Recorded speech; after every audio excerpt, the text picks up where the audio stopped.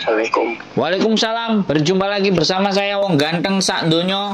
Bagaimana saya bisa membantu? Mohon untuk tidak disebutkan nama dan identitas siapapun karena pembicaraan kita kali ini akan naik ke konten YouTube. Bagaimana? Iya, Mas Bro. Iya, makasih waktunya ganggu ini, Mas. Pripun? Seperti apa? Ini Kira-kira mau tanya. Ini istri sampai sekarang nggak ada kabar ya. Kemarin kena polisi. Sebentar. Istri tidak ada kabar. Kemarin tertangkap polisi di Hong Kong. Iya. Oh, boleh. Oke. Terus bagaimana? Iya. Sampai saya tanya sama agennya ya. Terus kata agennya sih ya pas hari itu, tanggal itu, agennya juga tahu dari majikannya bahwa si dia ada di kantor polisi. Terus majikannya langsung telepon agen.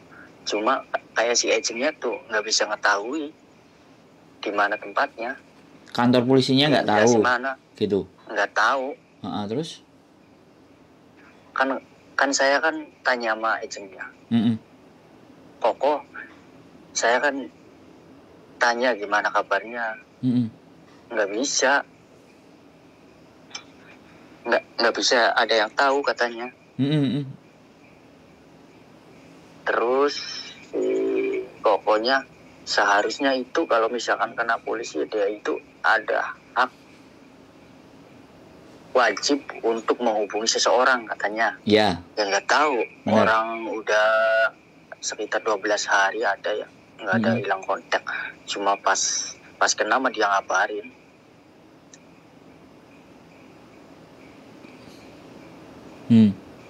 Halo? Iya loh. Terus dilanjut? Atau sudah muncul pertanyaan? Atau bagaimana? Ya nggak ada pertanyaan sih, kata si agennya. Ntar aja nunggu si dia ngubungin saya atau ngubungin si Emas. Orang nggak ada kontak, nggak bisa dihubungin kan. Makanya saya bingung, saya tanya, emangnya si majikannya ngelaporin gimana? Si majikannya cuma ngelaporin bahwa si dia kabur kabur pas bulan ini. Kaburnya nuntut apa gimana? Ya nggak tahu, cuma ngelaporinnya cuma keluar rumah aja ke polisi. Terus pas bulan Maret, polisi kan menemukan. Langsung telepon majikan. Majikan langsung telepon si agennya. Agen istri saya. Yang saya jadi bingung ini ya, Mas. Kok bisa hilang kontak itu? Saya sekeluarga kan khawatir ya.